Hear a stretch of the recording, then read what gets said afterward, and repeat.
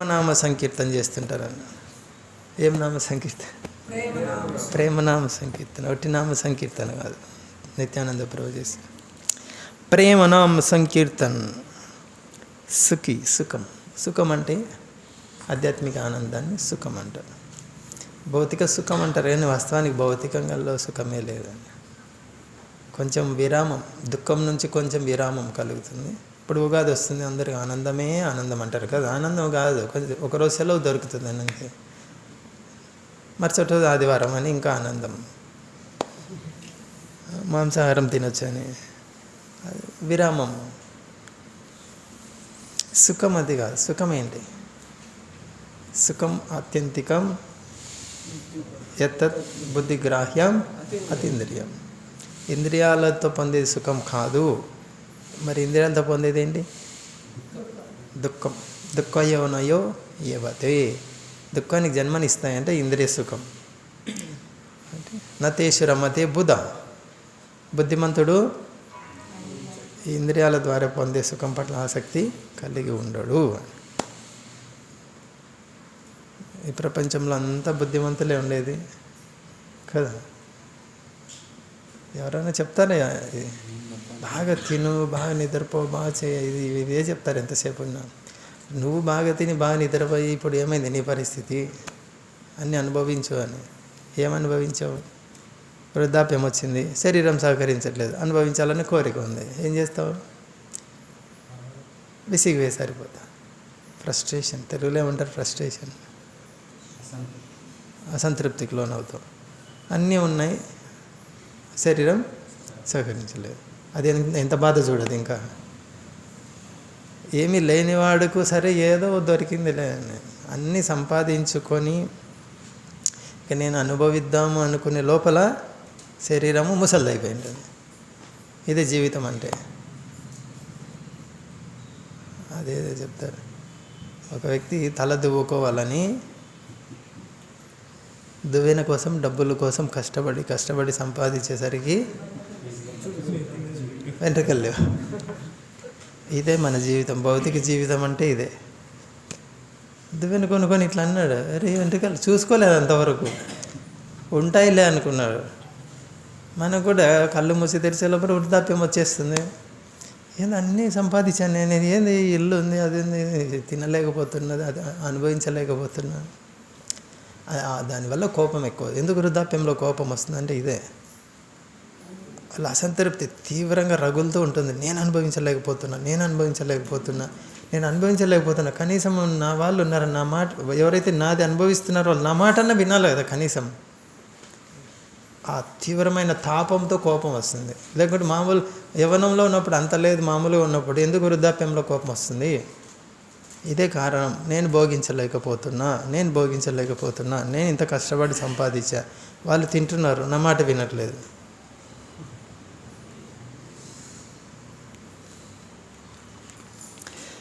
కానీ అది సుఖం కాదు. ప్రేమానంద సుఖం ఎలా వస్తుంది? హరే కృష్ణ మహామంత్రం. కృపావలోకన కరోమి బడ దుఃఖి. చాలా మహా దుఃఖంలో ఉన్నాను నేను.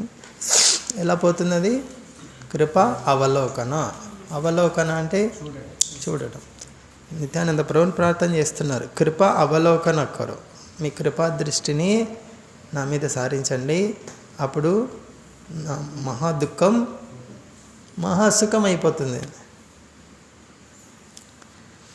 దయాకరో సీతాపతి. అద్వైత గోసాయి, అద్వైత ఆచార్యని ప్రార్థన చేస్తున్నారు. మీ కరుణ వల్లనే ఎవరు దొరుకుతారు? చైతన్య నితాయి దొరికేది మీ కరుణ వల్లే దొరుకుతారు. స్వరూప్ సనాతన రూప రఘునాథ. మహాప్రభు యొక్క అంతరంగిక పార్షదులందరినీ స్మరించుకుంటున్నారు. స్వరూప్ అంటే స్వరూప్ దామోదర గోస్వామి, సనాతన గోస్వామి, రూప గోస్వామి, రఘునాథ దాస్ గోస్వామి, భట్ట యుగల భట్ట. ఎవరు భట్ట యుగల? రఘునాథ దాస్ కాదు, భట్ట జుగ. గోపాల భట్ట గోస్వామి, రఘునాథ భట్ట గోస్వామి. భట్ట జుగ, భట్ట అని ఇద్దరికి ఉన్నాయి పేర్లు. ఎందుకు పైన రఘునాథ దాస్ గోస్వామి వచ్చింది కదా. ఇంకొకరు మిగిలిన ఎవరు? శ్రీజీవ. శ్రీజీవ ప్రభు లోకనాథ్. దయాకర శ్రీ ఆచార్య.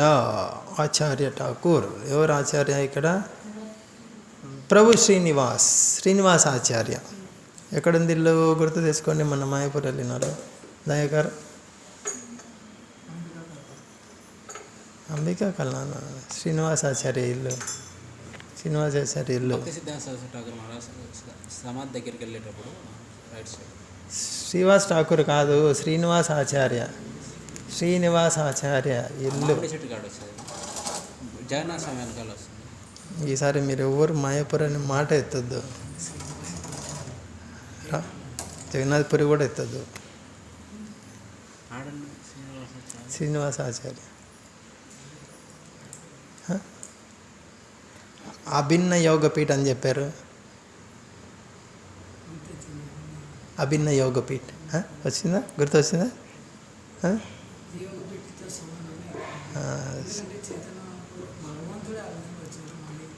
మనము ఏకచక్ర గ్రామం వెళ్ళేటప్పుడు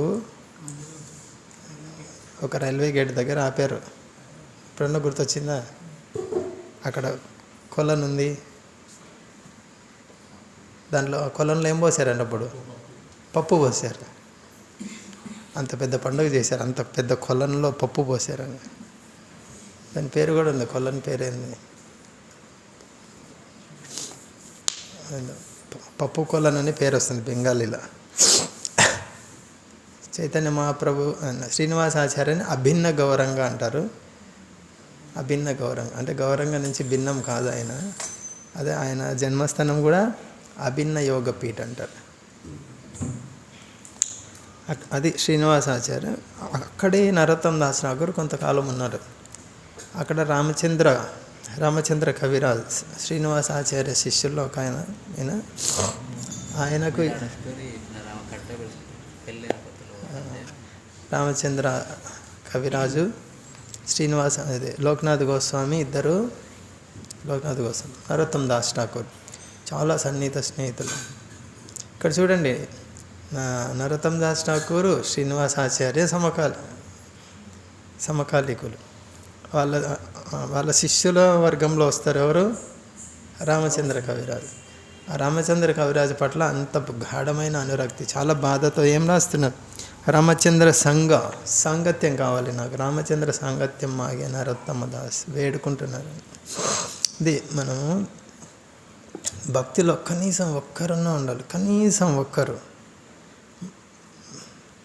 వాళ్ళు లేకుంటే నా జీవితం లేదనేది. అలా కనీసం ఒక్కరన్నా తయారుగా ఉంటే అప్పుడు మన భక్తి నిజంగా చేసినట్టు అన్నమాట.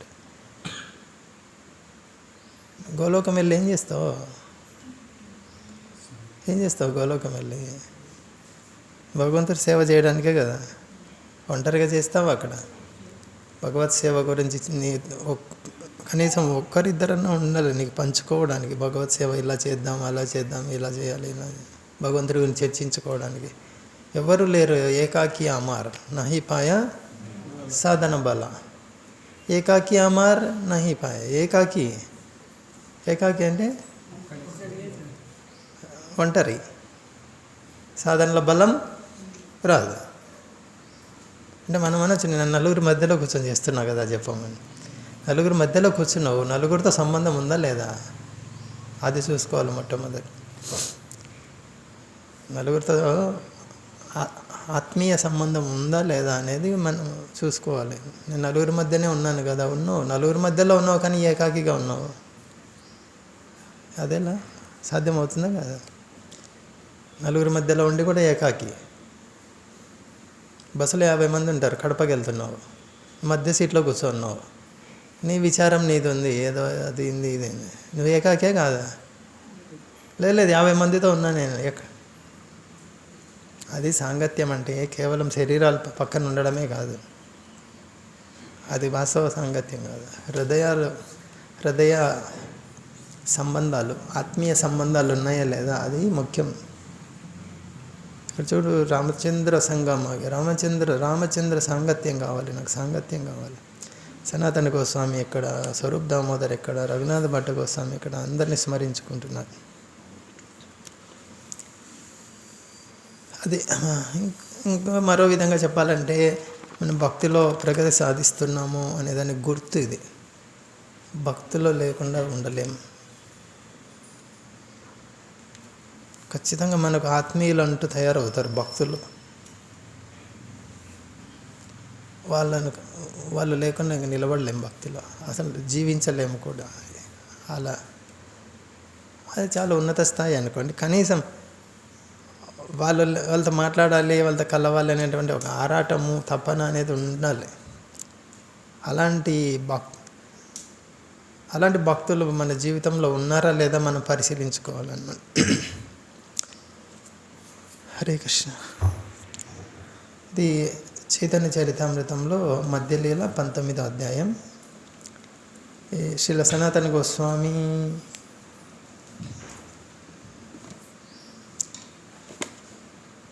తన పదవికి రాజీనామా చేసి ఎక్కడికి వెళ్ళారు?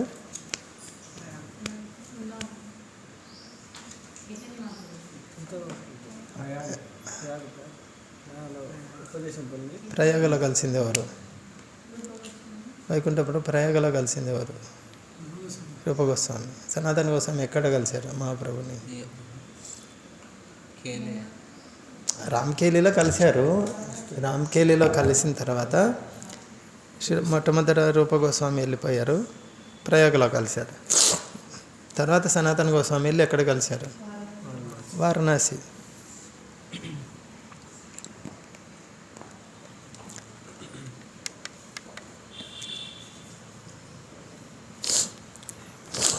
ఇది మధ్యలీల 19వ అధ్యాయం. ఈ అధ్యాయం పేరు శ్రీ చైతన్య మహాప్రభు శ్రీల రూపగోస్వామికి ఉపదేశం చేయటం.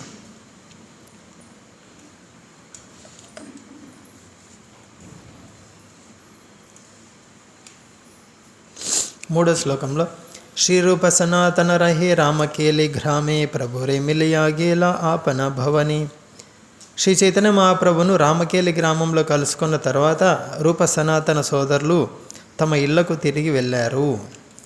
అంటే వాళ్ళు మంత్రి పదవి నిర్వహిస్తున్న సమయంలో అక్కడ దగ్గరలో రామకేలి, వాళ్ళ ఊరు రామకేలి అని, అక్కడ రామకేలి అని మహాప్రభు బృందావనం వెళ్ళాలనే ప్రయత్నంలో రామకేలి గ్రామం గుండా వెళ్తారు. ఏది సన్యాసం తీసుకొని జగన్నాథపురికి వచ్చిన తర్వాత ఆ సమయంలో కలుస్తారు. ఎవరు? రూపగోస్వామి, సనాతన గోస్వామి, ఇంకొకరు కూడా అనుపమ్, ఇంకొకరు కూడా కలుస్తారు. కలవరు, కొంచెం దూరం నుంచి చూస్తారు. ఎవరు? జీవగోస్వామి, చిన్నపిల్లాడు అంటే అప్పుడు. అనుపమ పుత్రుడు అనుకోండి జీవగోస్వామి కదా, విన్నదే నేను. ద్విబాయి విషయ త్యాగేర ఉపాయ సృజిల బౌధన దియా దుయి బ్రాహ్మణి వరిలా. ఆ ఇరువురు సోదరులు తమ లౌకిక కలాపాలను విడిచిపెట్టేందుకు ఒక ఉపాయాన్ని ఆలోచించారు. లౌకిక కలాపాలను ఏం విడిచిపెట్టడానికి? ఏం చేస్తున్నారు అప్పుడు ఇద్దరు? మంత్రి పదవులు. ప్రధానమంత్రి ఒకరు, ఆర్థిక మంత్రి. సాధారణ మంత్రి పదవులు కూడా కాదు. అందులో ఆ రాజు కూడా పూర్తిగా వీళ్ళ మీద ఆధారపడి ఉన్నారు. త్యక్త్వా తూర్ణం అశేష మండలపతి శ్రేణిం. త్యక్త్వా తూర్ణం అంటే క్షణాల్లో వదిలేశారంట. త్యక్త్వా తూర్ణం అశేషం. ఏం వదిలేశారు? అశేష మండలపతి శ్రేణిం. మండల అంటే సమూహాలు, పెద్ద పెద్ద అనుచరులు ఉంటే నాయకుడు ఉంటాడు. మండలపతి అంటే నాయకుడు. గొప్ప గొప్ప నాయకులు వచ్చేసి వీళ్ళని కలవడానికి వరుసలో నిలబడతారు. ఎవరిని? త్యక్త్వా తూర్ణం అశేష మండలపతి శ్రేణిం. తర్వాత ఏంది? సదా తుచ్చవద్దు. ఈ పదవి వద్దు, ఈ నాయకులు వద్దు. తుచ్చం అంటే తూ అని ఊసేస్తారు కదా, నీ బతుకింతేనా అని. అంటే ఉమ్మి వేసిన తర్వాత ఎవరైనా పట్టించుకుంటారా? దాన్ని పట్టించుకోరు. పనికిరాని దాన్ని ఉమ్మి వేస్తారు. అలా మంత్రి పదవిని పనికిరాదని ఉమ్మి వేశారన్న. ఎలా కలిగింది వాళ్ళకి భావన? మంత్రి పదవిని ఉమ్మివేయాలని ఎలా కలిగింది వీళ్ళకి? మహాప్రభుని కలిశారు, మహాప్రభు దర్శనం అయింది. కాబట్టి మనకు దర్శనం అయిందా కాలేదా ఇప్పుడు చూసుకోవాలి. దర్శనం అయింది కాబట్టి ఇక్కడ ఉన్నారు, లేకుంటే ఇక్కడ ఉండలేరు. అయితే ఆ దర్శనం ఇంకా ఎక్కువ కావాలి, ఇంకా ఎక్కువ కావాలి, ఇంకా ఎక్కువ కావాలి.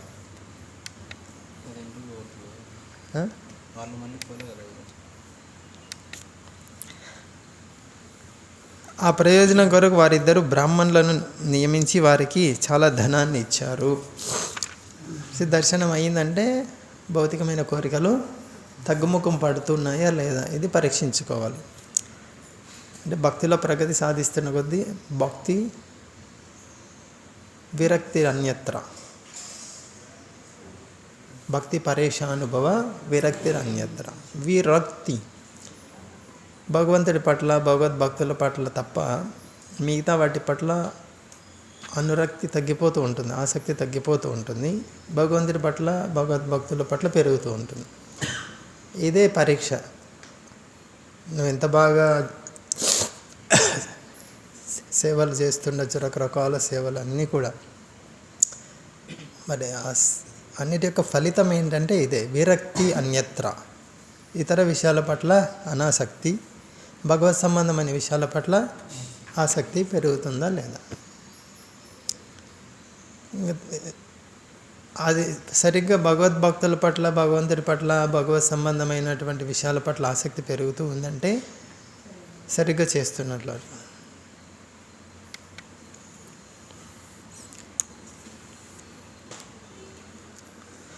ఆ సోదరులు ఇరువురు అతి శీఘ్రంగా శ్రీ చైతన్య మహాప్రభు పాదపద్మాశ్రయాన్ని పొందే రీతిగా బ్రాహ్మణులు ధార్మిక కార్యాలు కృష్ణనామ జపం చేశారు. ప్రవీణుడైన గురుదేవుని లేదా బ్రాహ్మణుని నిర్దేశంలో చేయబడే అనుష్ఠాన కార్యమే పురశ్చరణ. కోరికలు తీరడానికి అది చేయబడుతుంది. పురశ్చరణ అంటే ఏదైనా ఒక కార్యం చేసే ముందు అది బాగా జరగాలని, ఒక ముందు విఘ్నాలు జరగకుండా ఉండాలని కార్యం చేస్తారు. దాన్ని పురశ్చరణ అంటారు. ఇప్పుడు వివాహం జరిగే ముందు రోజు ఏం నలుగు అంటారు చూడండి, ఆదివాసాన్ని. అలాంటిది పుర అంటే ముందు, పురశ్చరణం. భక్తుడు తెల్లవారుజామునే నిద్రలేచి హరే కృష్ణ మహామంత్రాన్ని జపించి ఆరతి పూజలతో భగవంతుని అర్చించాలి. ఈ కలాపాలు మధ్యలీలలోని 15వ అధ్యాయంలోకి. శ్రీ రూప గోసాయి తబే నౌకాతే భరియా ఆపనారా ఘరే ఐలా బహుధన్లయ్యా. అదే సమయంలో రూపగోస్వామి పడవలలో పెద్ద రాసులలో ధనాన్ని తీసుకొని ఇంటికి తిరిగి వచ్చారు. ఆయననేమో విడుదల చేసినట్టున్నారు తేలికగానే రూపగోస్వామిని. కాబట్టి ఆయన రావాల్సిన సొమ్ము పడవల్లో తీసుకొని వచ్చారండి. పడవలో కాదు, పడవలలో నింపుకొని వచ్చారు.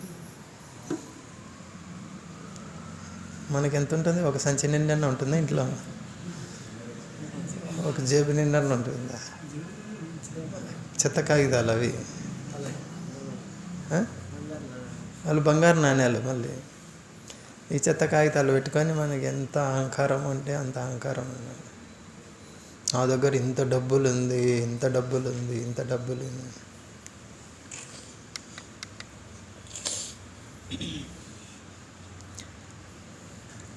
బ్రాహ్మణ వైష్ణవేదిల తార అర్థధనే. సగం ధనాన్ని ఏం చేశారు ఆయన? బ్రాహ్మణులకి వైష్ణవులకి ఇచ్చేశారు. ఏకచౌటి ధనదిలా కుటుంబ భరణి. 25% తన బంధువులకు ఇచ్చారు. మిగతా 25% భవిష్యత్ అవసరాల కొరకు ఉంచుకున్నారు. ఇది ధన సంపాదనను ఎలా విభజించాలి అనేది సూత్రం. మనిషి తన ధనాన్ని ఏ విధంగా విభజించి గృహస్థాశ్రమం నుండి విరమించాలో చెప్పడానికి ఇది చక్కని ఉపమానం. అతడు తన సంపదలో 50% యోగ్యులు విశుద్ధ భక్తులు అయినట్టి వారికి పంచాలి. ఇక్కడ ఏం చెప్తున్నారు? యోగ్యులైనటువంటి వాళ్ళకి పంచాలి. అంటే నీ ధనాన్ని చక్కగా భగవత్ సేవలో వినియోగించగలిగే వాళ్ళకు 50% ఇచ్చేయాలి.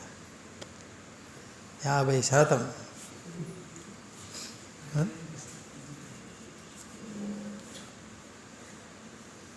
25% కుటుంబీకులకు ఇవ్వాలి. 25% తాను వాడుకోవడానికి అత్యవసర పరిస్థితులకు దాచుకోవాలి. ఇది ఎకనామిక్ ఫైనాన్షియల్ ప్లాన్ ఈ విధంగా ఉండాలన్న గృహస్థ జీవనంలో. 50% గుడికి ఇచ్చేయాలి వచ్చిన వెంటనే, మిగతా 25 బంధువులకి, కుటుంబం పోషణకి, 25% భవిష్యత్ అవసరాలకు ఉంచుకోవాలి. ఆ విధంగా చేస్తే ఏమవుతుంది, రూపగోస్వామి సనాతన గోస్వామిలాగా తయారైపోతారు. వెంటనే మహాప్రభు దగ్గరికి పరిగెత్తుకుంటూ వెళ్తారు. ఎక్కడ మహాప్రభు, ఎక్కడ మహాప్రభు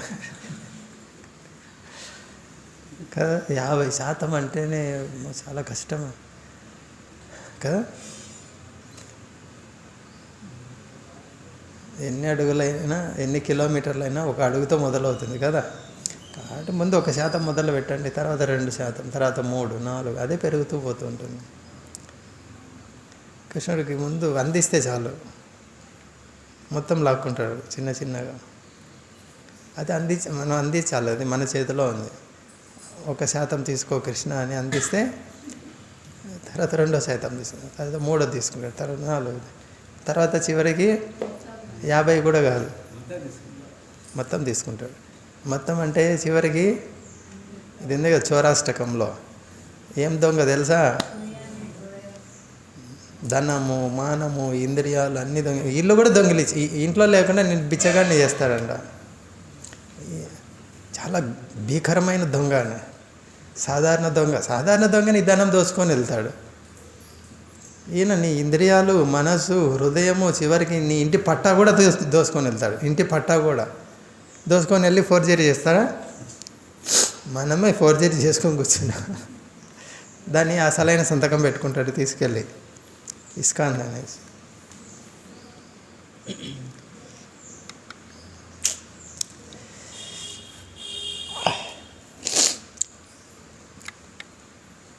మన బంధం ఎక్కడ ఉంటుంది చెప్పండి. మనీ స్వీటర్ దెన్ హానీ అంటారు. అదే కదా, మనీ స్వీటర్ దెన్ హానీ ఇంగ్లీష్లో అదేనా సామెత? ఏం పలకరు, మీ డబ్బులు అడుగుతారనే. ఎవరు అడగట్లే. తెలుగులో ఏమంటారు? ధనము తేనె కన్నా చాలా మధురంగా అనిపిస్తుందంట. కానీ ఏమవుతుంది, చివరికి డయాబెటీస్కు దారితీస్తుంది.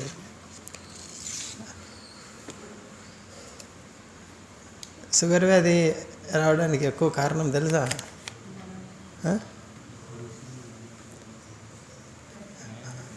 అతిగా భుజించడం, శరీర అవసరానికి మించి ఎక్కువ తినడం ప్రధానమైన కారణం, ఎక్కువ శాతం అది. అలాగే అవసరాన్ని మించి ధనం ఉంటే కూడా డయాబెటీస్ వస్తుంది అన్నమాట. చూడు, ఆరోగ్య సూత్రం ఇది. కుండీలో వేసి ప్రశాంతంగా ఉంటావు. ఏం నా దగ్గర ఏం లేదు, గుళ్ళో ఏదో పెడితే ప్రసాదం తీసుకో, లేకుంటే ఏం లేదు. ఇది ఎంత మంచి ఆరోగ్య సూత్రం కాదు? ఎందుకు అలజడి, ఒత్తిడి, ఈ డబ్బులు ఏమవుతుందో అదేమవుతుందో ఏదో. పోనీ గృహస్థాశ్రమమే తీసుకో, 50% వేసామంటే నీకు 50% ఒత్తిడి తగ్గిపోయినట్టే కదా. దీన్ని ఎలా దాచుకోవాలి, దాన్ని ఎలా దాచుకోవాలి, దీన్ని ఎలా దాచుకోవాలి.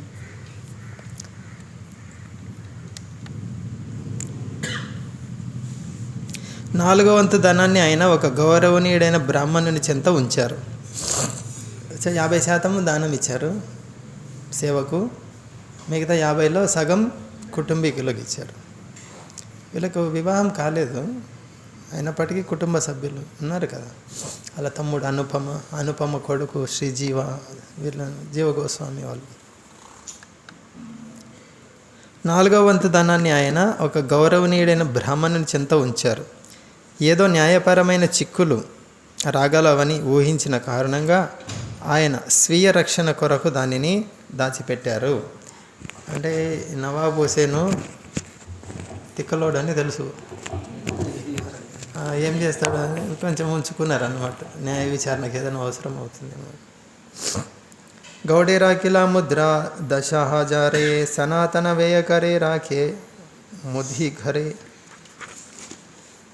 ఆయన 10,000 నాణ్యాలను, బంగారు నాణ్యాలను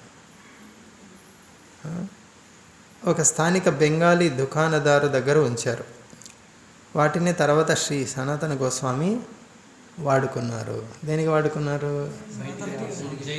కారాగారం నుంచి బయటపడడానికి లంచం ఇచ్చారని. భక్తుడు ఏంది లంచం ఇచ్చేది? భక్తుడు లంచం ఇవ్వకూడదు కదా.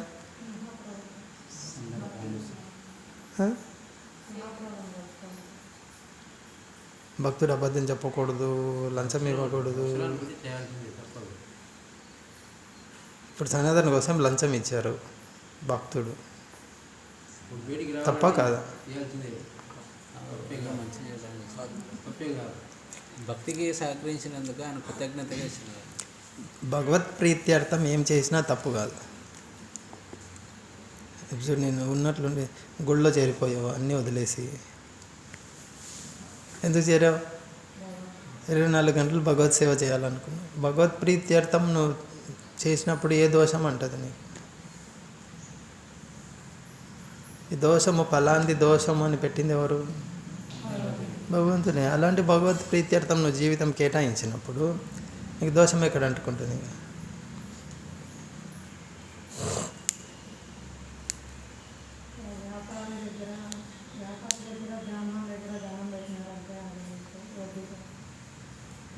ఇక్కడ అలాంటి ప్రస్తావన ఏం లేదు. అవసరం పడుతుందని పెట్టినట్టున్నారు అని ఉంది ఇక్కడ. అంటే ఏదో చిక్కులు వస్తాయి అని వాళ్ళ దగ్గరే పెట్టారు, తర్వాత వాడుకుంటాం మేము. శ్రీ చైతన్య మహాప్రభు జగన్నాథపురికి తిరిగి వచ్చేసారని, ఇప్పుడు ఆయన బృందావనానికి అరణ్య మార్గంలో వెళ్ళడానికి సిద్ధమవుతున్నారని రూపగోస్వామి విన్నారు. అప్పట్లో సెల్ ఫోన్ లేవు, ల్యాండ్లైన్లు కూడా లేవు. అప్పట్లో ఎలా విని ఉంటారు? అప్పట్లో చాలామంది కాలినడకన వెళ్తుండేవాళ్ళు. బృందావనం, ప్రయాగ, మాయాపూర్ నుంచి.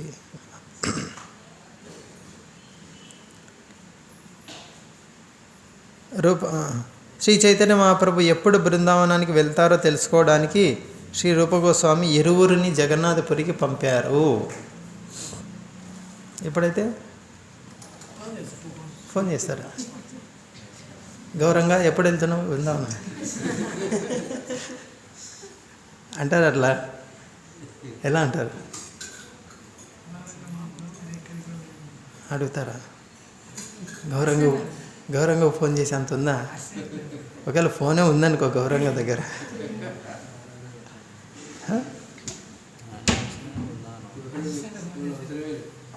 ఎవరికి చేస్తారు ఫోన్? స్వరూప్ దామోదర్కి, గోవిందకు. ఇదో గోవింద ఇక్కడ చెయ్యచ్చు, గౌరవంగా స్వీకరిస్తారు. అదే జయ శ్రీకృష్ణ చైతన్య ప్రభు నిత్యానంద శ్రీ అద్వైత గదాధర్ శివాశ్రది గౌర్ భక్తుడు, అంతే. అదే ఫోన్ నంబరు.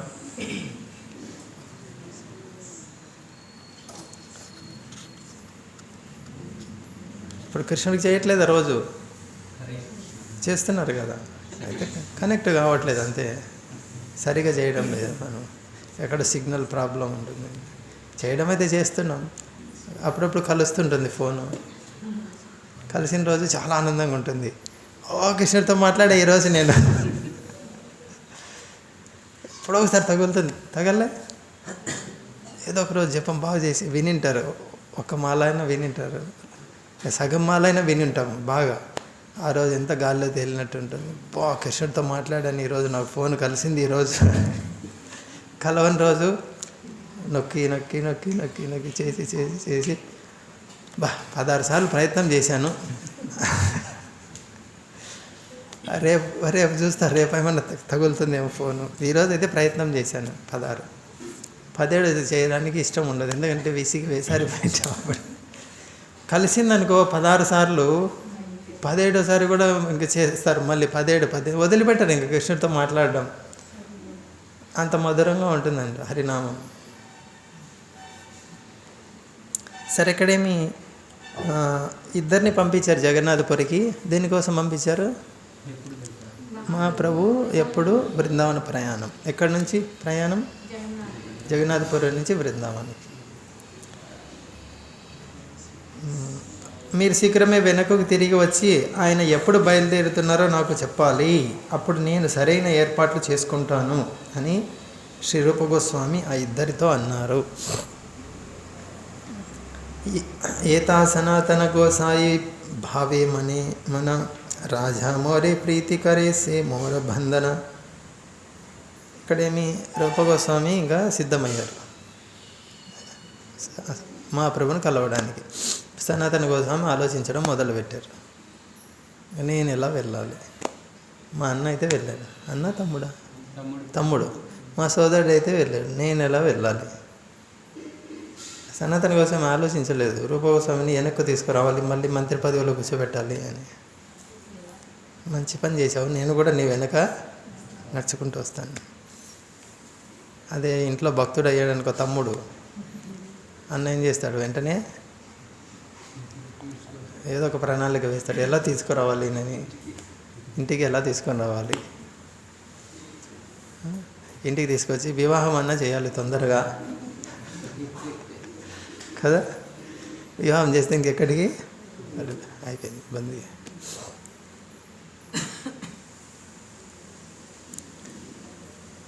అదేంటారు తమిళనాడులో, తమిళ్ తెలుగు వాళ్ళు అంటారు వివాహం చేసుకో అనేదాన్ని ఏమంటారు తెలుసా వాళ్ళు.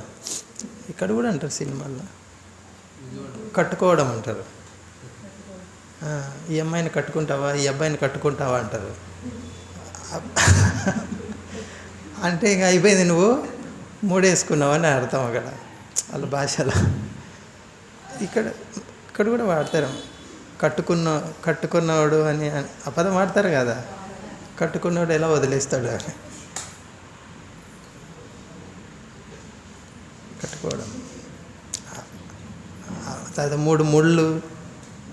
ముడి అంటేనే అర్థం ఉంది అక్కడ. ఏంటి, ఒక్క ముడి కాదు, రెండు కాదు, మూడు ముళ్ళు వేయడం అంటే అర్థం ఏంటి, దాన్ని విప్పడం చాలా కష్టమని.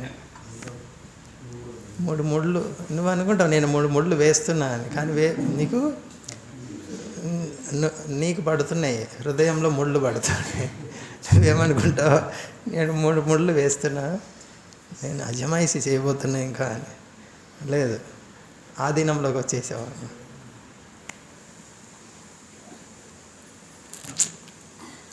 సనాతన గోస్వామి గౌడ దేశంలో ఉన్నప్పుడు తనలో తాను ఆలోచించసాగారు. నా పట్ల నవాబు అత్యంత ప్రీతి కలిగి ఉన్నాడు, అది నిజంగా నాకు ఒక బంధమే అవుతుంది. ఏదో ఒక రోజు ఏదో ఒక రకంగా నవాబు నా పట్ల కోపం చెందితే నాకు గొప్ప వరం అవుతుంది, గొప్ప విముక్తి కలుగుతుంది. ఇదే నా నిర్ణయం. అరే మా తమ్ముడు వెళ్ళాడు, నేను కూడా వెళ్ళాలి, ఎట్లయినా సరే. చాలా ప్రీతి కలిగి ఉన్నాడు. ఎంత ప్రీతి కలిగి ఉన్నాడు అంటే సోదరుడితో సమానంగా చూసుకునే సనాతన గోస్వామిని మొత్తం వాళ్ళకు బాధ్యత ఇచ్చారు. అంత విశ్వాసం సనాతన గోస్వామి, రూప గోస్వామి అంటే. అది సాధారణంగా చెప్తారు, ముసల్మాన్ రాజులు పరిపాలించిన వాళ్ళు ఇక్కడ ముసల్మాన్లను మంత్రులుగా పెట్టుకోవడానికి ఇష్టపడరంట. ఎందుకు తెలుసా? వాళ్ళు వెన్నుపోటు పొడుస్తారని. కర్కశ హృదయం. అందు గురించి వీళ్ళని పెట్టుకో. సనాతన ధర్మం ఎంత గొప్పదో చూడండి. అక్బర్ దగ్గర కూడా ఎవరు మంత్రి, బీర్బల్, ముసల్మాన్ పెట్టుకోలేదు. ఔరంగజేబు ఏం చేశాడు, వాళ్ళ అన్నను చంపాడు, వాళ్ళ నాన్న జైల్లో వేశాడు.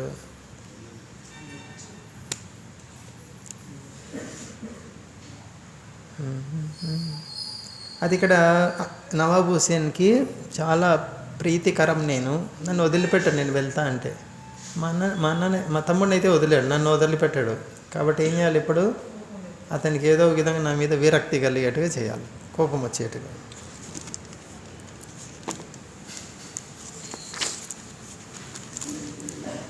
అందుకే అనారోగ్యం నెపంతో సనాతన గోస్వామి ఇంట్లోనే ఉండిపోయారు. ఆ విధంగా ఆయన రాజకార్యాన్ని విడిచిపెట్టి రాజ్యసభకు వెళ్ళలేదు. సనాతన గోస్వామి ఇంట్లోనే ఉండి శాస్త్ర చర్చ చేస్తుండగా లోబులైనట్టి ఆయన గుమస్తాలు, కార్యదర్శులు రాజకార్యాలను నిర్వహించారు. మంత్రి కింద ఉంటారు చూడండి, వాళ్ళు నిర్వహిస్తున్నారు. లోబి అంటే ఎందుకు లోబి అన్నారు ఇక్కడ? దోచుకోవడానికి.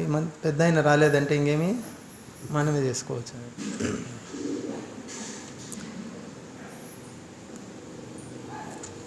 శ్రీ సనాతన గోస్వామి 20 లేదా 30 మంది బ్రాహ్మణ పండితులతో కూడి శ్రీమద్ భాగవతాన్ని చర్చించసాగారు ఇంట్లో కూర్చొని.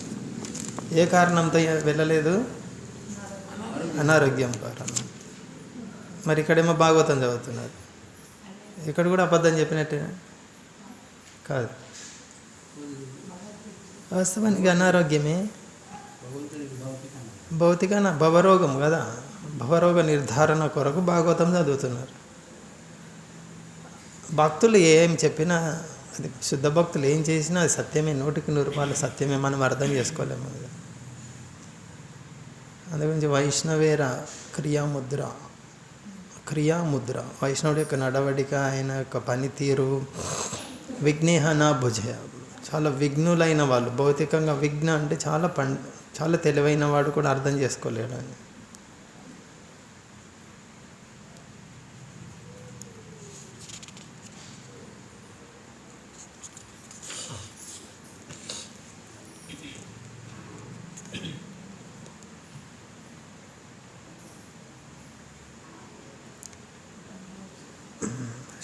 శ్రీ సనాతన గోస్వామి భాగవత విచారణ చేయడం మొదలుపెట్టారు.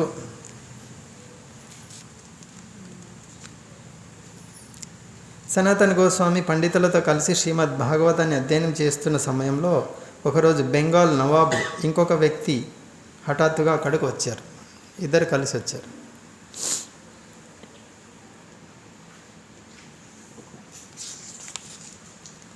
నవాబు రావడం చూసి బ్రాహ్మణులు సనాతన గోస్వామి లేచి నిలబడి గౌరవంతో, ఆదరంతో అతనికి ఆసనం ఇచ్చారు. దానికన్నా ముందు దీంట్లో ఒక రాజవైద్యుడిని పంపిస్తారు, మెడికల్ డాక్టర్ని పంపిస్తారు పరీక్ష చేయమని. చూసి వస్తే బాగానే ఉంది, ఆయనకేమి అన్నీ బాగానే ఉన్నాయంటే అప్పుడు ఇంకా రాజు వస్తాడు. అదే ఇక్కడ రాజు వచ్చిన వెంటనే ఏమైంది? ఇక్కడ లేచి నిలబడ్డారు. ఇక్కడ దీని నుంచి ఒకటి నేర్చుకోవచ్చు. మనకన్నా ఉన్నతమైనటువంటి స్థితిలో ఉన్న వాళ్ళని గౌరవించాలి. ఇక్కడ చూడు, నవాబ్ హుసేను గోమాంసం తింటుండొచ్చు, కిరాతకుడు, కానీ ప్రస్తుతం రాజు స్థితిలో ఉన్నాడు కాబట్టి ఆయనను గౌరవించాలి అని అక్కడున్న బ్రాహ్మణులు కానీ అందరు, సనాతన గోస్వామి అందరు లేచి నిలబడ్డారు. దానికి భగవద్గీతలోది 10వ అధ్యాయం 41వ శ్లోకం, యద్యద్ విభూతిమత్ సత్వం శ్రీమద్ ఊర్జితమేవవా. అంటే ఇక్కడ సంపన్నములు, సుందరములు, వైభవోపేతములు అయిన సమస్త సృష్టి విస్తారాలు నా తేజ అంశం నుండి ఉద్భవించినవిగా తెలుసుకో అర్జున అని. అంటే భగవంతుడి యొక్క గొప్పతనాన్ని గుర్తిస్తూ గౌరవించడం. అక్కడ అది అప్పుడు చెప్పాం కదా, గౌరవ పూర్ణిమకి ఏదన్నా విఐపి కొన్ని కుర్చీలు వేయాలంటే ఎందుకు వేస్తున్నారు? ఎమ్మెల్యే కానీ ఎంపీ కానీ వస్తారంటే ఆ స్థానము వాళ్ళకి కృష్ణుడు అనుమతి ఇస్తేనే ఆ స్థానం వచ్చింది కాబట్టి అక్కడ కృష్ణుడు ఇచ్చినటువంటి స్థానాన్ని గుర్తించడం. అక్కడ ఆ ఎమ్మెల్యే స్థానంలో ఇంకొక ఎమ్మెల్యే ఉన్నా కూడా గౌరవించాలి. అంటే ఇక్కడ కూడా అదే, రాజు స్థానంలో ఈయన ఉన్నాడు, ప్రస్తుతం భగవంతుడి అనుమతి లేకుండా ఆయన రాలేడు.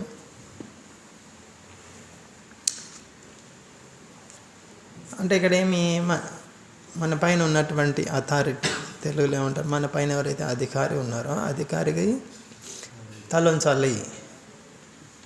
అది ఇక్కడ నేర్చుకోవచ్చు. సనాతన గోస్వామి చెప్పొచ్చు, సనాతన గోస్వామి నువ్వు నాకు సంబంధం లేదు, నేను నీ దగ్గరికి రాను, నీ ధర్మం వేరు, నా ధర్మం వేరు. లేదు, ఆయన అధికారంలో ఉన్నారు, ఆయన శిరసా వహిస్తున్నారు. అయితే ఉద్యోగం అయితే నేను చేయలేను.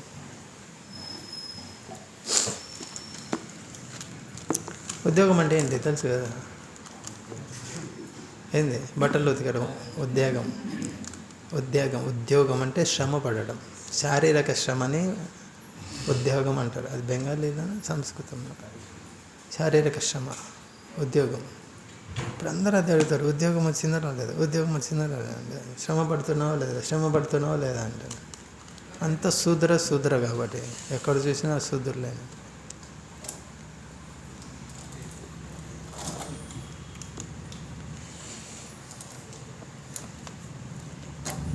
నవాబు అన్నాడు, నేను నా వైద్యుని నీ దగ్గరికి పంపాను, నీకు ఎటువంటి వ్యాధి లేదని అతడు నాకు సమాచారం ఇచ్చాడు, నీవు పూర్తి ఆరోగ్యంతో ఉన్నట్లు ఆయన చెప్పారు. నా అన్ని కార్యాలు నిర్వహణకు నీ మీదనే ఆధారపడ్డాను, కానీ నీవు మంత్రి కార్యాలను వదిలి ఇంట్లో కూర్చున్నావే, నీవు నా కార్యాలన్నీ పాడు చేసావు అంటే అప్పటికి చాలా రోజులు అయినట్టుంది వెళ్ళక. ఒకరోజు 2 రోజులు అయితే ఆ మాట అన్నారు కదా. నీ ఉద్దేశం ఏమిటి, నీ మనసులో ఏముంది స్పష్టంగా చెప్పు.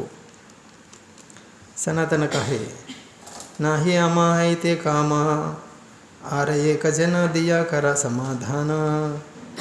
సరే, నా మనసులో అడిగావు కదా, చెప్తున్నాను. నా నుండి మీకు ఇక ఎటువంటి పని జరగదు.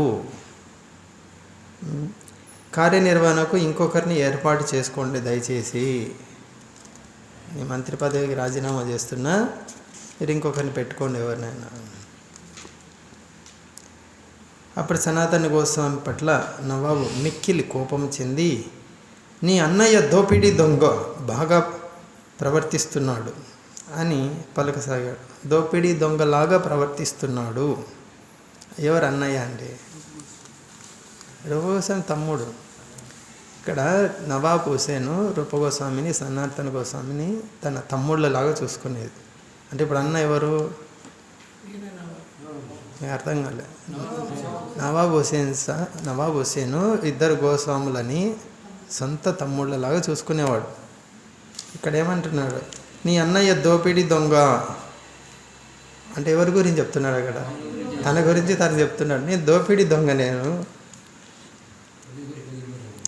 ఎందరో జీవులను చంపి మీ అన్నయ్య పూర్తి బెంగాల్లోనే నాశనం చేశాడు. ఇక ఇప్పుడు నీవు నా ప్రణాళికలను నాశనం చేస్తున్నావు. నేను ఎంతమందిని హత్య చేసి రాజస్థానానికి వచ్చాను, నీ మీద ఆధారపడి ఉండి నువ్వు నా ప్రణాళికలు నాశనం చేస్తున్నావు. దానికి సనాతన గోస్వామి సమాధానమిస్తూ, మీరు బెంగాలుకు పరమ పాలకులు, పూర్తిగా స్వతంత్రులు. ఎవరైనా దోషం చేస్తే వారిని తగినట్లుగా మీరు శిక్షించగలరు అని అన్నారు. అది విని బెంగాల్ నవాబ్ లేచి తన ఇంటికి వెళ్ళిపోయారు. సనాతన గోస్వామి పారిపోకుండా ఉండేందుకు వెంటనే బంధించమని ఆజ్ఞాపించాడు. ఎందుకంటే ఈయన ఒరిస్సా మీదకి యుద్ధానికి వెళ్తున్నాడు. ఆ సమయంలో వచ్చిన తర్వాత చూసుకుంటా నేను ఈయనని బంధించి పెట్టండి.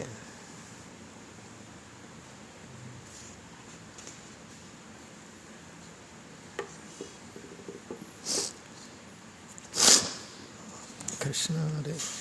ఇక్కడ చూడొచ్చు, ముందు సనాతన గోస్వామి ఏం చెప్పారు, నేనంటే చాలా ప్రీతి అని చెప్పారు. ఇక్కడ ఈయన మాటల్లో కూడా తెలుస్తుంది, మీ అన్నయ్య దోపిడీదారుడు అని. అంత సన్నిహిత సంబంధం. ఆ సమయంలో నవాబు ఒరిస్సాపై దండయాత్రకు వెళ్తున్నాడు. నీవు నా వెంట రావాల్సింది అని సనాతన గోస్వామితో అన్నారు. సనాతన గోస్వామి సమాధానం ఇచ్చారు, భగవంతుడి దుఃఖం కలిగించడానికి నీవు ఒరిస్సా వెళ్తున్నావు, నేను నీతో పాటు రాలేను. ఒరిస్సా రాజ్యం పైన దండెత్తడానికి వెళ్తున్నాడు. ఒరిస్సా రాజు ఎవరప్పుడు? జగన్నాథ స్వామి భక్తుడు. ఒక భక్తుడికి ఆటంకం కలిగించడానికి వెళ్తున్నావు, నేను రాను నీతో. భక్తుడికి ఆటంకం కలిగిస్తే భగవంతుడికి కష్టం కలుగుతుందా లేదా? మనసులో భగవంతుడిని కష్టం కలిగించడానికి వెళ్తున్నావు, నన్ను రమ్మంటున్నావు తోడు, నేను రాలేను. అంటే ఇక్కడ చూడొచ్చు మనం, ఒకవైపు ఆయనను గౌరవిస్తున్నారు రాజు అని చెప్పి వచ్చిన వెంటనే లేచి నిలబడ్డారు. ఇంకొక వైపు ఏదైతే భక్తుల్ని ఇబ్బంది పెట్టే అంశాలు ఉన్నాయో, నువ్వు రాజే కావచ్చు, నేనైతే దాంట్లో నేను చేయబెట్టలేను, కావాలంటే నాకు శిక్ష వేసుకో. ఇతర భక్తుల్ని ఇబ్బంది పెట్టే అంశం నేను చేయను. అది మనం చూడొచ్చు. ఒక భక్తుల మధ్య కూడా మన పైన ఉన్నటువంటి భక్తులు ఏదైనా చెప్పినప్పుడు అది ఇతర భక్తులకు ఇబ్బంది కలిగించేదైతే, హరే కృష్ణ నా వల్ల కాదు, మీరు ఏదైనా శిక్ష వేయండి, నా వల్ల నేను చేయలేను ఆ పని.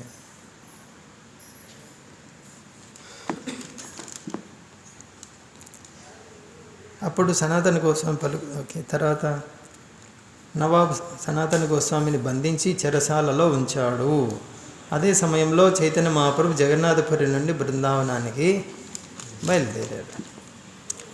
ఇది ఇంతటితో ఈ అధ్యాయంలో ఇక్కడికి ఈ అంశం మళ్ళీ తర్వాత అధ్యాయంలో 20వ అధ్యాయంలో 1 నుంచి 60వ శ్లోకం వరకు చర్చించబడింది. మళ్ళీ లంచం ఇవ్వడము, అది ఎలా సంభాషణ జరిగింది ఆ కారాగార కాపలాదారుడికి సనాతన గోస్వామికి. తర్వాత ఒకరి వెంట వెళ్తారు, ఎవరు, ఈశాన్ అనే ఒక సేవకుడు. ఆయన 7 బంగారు నాణ్యాలు పెట్టుకొని ఉంటాడు. అక్కడ మధ్యలో జ్యోతిష్యం చూసి వీళ్ళ దగ్గర ధనం ఉంది, వీళ్ళని చంపాలి రాత్రికి అని వాళ్ళు ప్రణాళిక వేసుకొని అతి మర్యాదలు చేస్తారు. అతి మర్యాదలు చూస్తేనే సనాతన గోస్వామికి అర్థమైపోయింది. ఎందుకు ఆయన ముందు మంత్రిగా ఉన్నారు, రాజకీయం నుంచి ఏదైనా పని కావాలంటే అతి మర్యాదలు చేస్తారు, అది తెలుసు ఆయనకి. సాధారణ వ్యక్తి గుర్తించలేకపోవచ్చు, మంత్రి. సో వీళ్ళు అతి మర్యాదలు చేస్తున్నారంటే ఏదో ఉంది మొత్తానికి. ఆయన అడిగితే ఏం చెప్పారు, అవును నా దగ్గర నాణ్యాలు ఉన్నాయి, 8 అయితే 7 ఉన్నాయని చెప్పి మళ్ళీ ఒకటి దాచుకుంటాడు. కొంత దూరం వెళ్ళిన తర్వాత మళ్ళీ ఒకటి. చూడు నీకు డబ్బు మీద ఇంత ఆశ ఉంది అని, ఇది చంపుతుంది నిన్ను, నువ్వు వెళ్ళిపో, తీసుకో, నీ నాణ్యము వద్దు, నువ్వు వద్దు, నువ్వు వెళ్ళిపో, నేను ఒంటరిగా వెళ్తాపో అని. హరే కృష్ణ హరే కృష్ణ హరే కృష్ణ కృష్ణ కృష్ణ హరే హరే హరే రామ హరే श्री चैतन्य चरितामृतम की जय, श्रील प्रभुपाद की जय, श्री श्री निताय गौर सुंदर की जय। हरे कृष्ण।